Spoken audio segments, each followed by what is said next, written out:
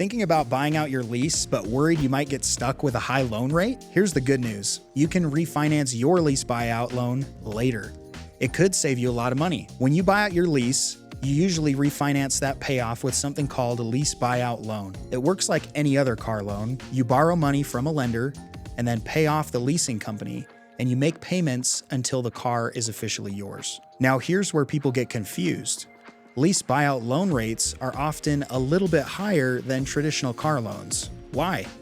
Because the car is technically used. The rate is usually higher than a new car loan. But that higher rate doesn't have to be forever. Once you've got the car in your name, you can refinance the loan later, just like you'd refinance a mortgage. Refinancing means replacing your current loan with a new one, ideally at a lower rate or better terms. So when should you think about refinancing? After 6 to 12 months of on-time payments, when your credit profile looks stronger, if interest rates in the market drop, if you want to lower your monthly payment by stretching your loan term, or if you want to pay off the car faster with a shorter loan and less total interest.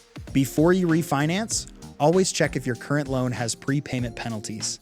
Compare multiple lenders, banks, credit unions, online lenders, and remember, the sooner you refinance, the more you'll save since cars lose value quickly over time.